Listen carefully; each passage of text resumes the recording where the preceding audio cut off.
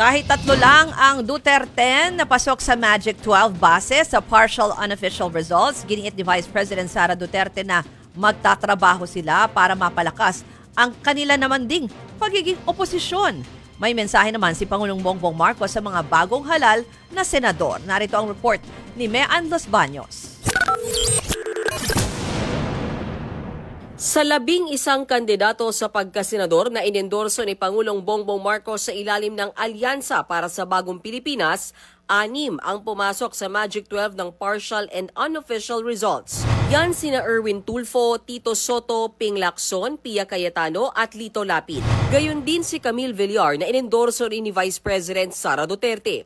Ayon kay Pangulong Marcos, hindi mananalo ang lahat ng taga-alyansa, tuloy ang kanilang trabaho at misyon. Nagpasalamat siya sa bawat bumoto. Naipakita raw sa eleksyon ang demokrasya ng may dignidad at kapayapaan. Nanawagan ang Pangulo sa mga bagong halal na senador na makiisang magtrabaho na may bukas na pag-iisip at may isang adhikain. Sa mga hindi pinalad manalo, nirerespeto niya raw ang kagustuhan nilang magbigay serbisyo dahil ang serbisyo publiko raw ay hindi lang nasusukat sa eleksyon. Sa huli, sinabi ng Pangulo na sa gobyernong tapat kasama ang lahat. Sa isang pahayag naman, sinabi ni Erwin Tulfo na handa siyang makipagtrabaho sa mga senador mula sa iba't ibang partido. Nagpasalamat din si Tito Soto sa mga bumoto sa kanya sa ika-5 termino. Habang si Senator Bong Revilla, nag-uumapaw pa rin daw ang pasasalamat sa kabila ng hindi niya inaasahang mangyari. Sa partial and unofficial results, nasa top 14 siya. Ngayong tapos na raw ang eleksyon, nanawagan siya na magkaisa ang lahat. Samantala, 3 sa mga pambato ng Duterte o yung mga inendorso ni dating Pangulong Rodrigo Duterte ang nangunguna sa unofficial account. Yan ay sina Senator Bongo, Senator Bato de la Rosa at Rodante Marcoleta. Pasok din si Senator Amy Marcos na inendorso naman ni VP Sara Duterte. Sa isang panayam, sinabi ni Senator Bongo na malaking tulong ang Duterte supporters na nagalit sa pagkakaaresto kay dating Pangulong Rodrigo Duterte.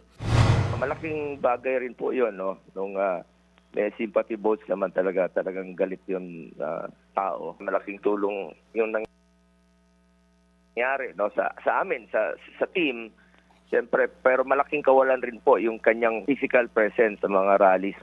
Ganito rin ang paniniwala ni Senator Bato de la Rosa. Yan ang malaking dahilan bakit kami umangat. Yung pag-kidnap at pagdala kay Pangulong Duterte doon sa dahig. So, naggalit yung taong bayan, kaya sila ngayon rumisbak yung taong bayan through their votes. Ayon naman kay VP Sara, hindi ito ang inaasahan niyang resulta ng eleksyon. Gayunpaman, kinikilala niya raw ito at nananatili daw ang kanilang commitment sa publiko. Patuloy din daw nilang pananagutin ang gobyerno at tututukan ang mahalagang issue at magtatrabaho para maging malakas na oposisyon.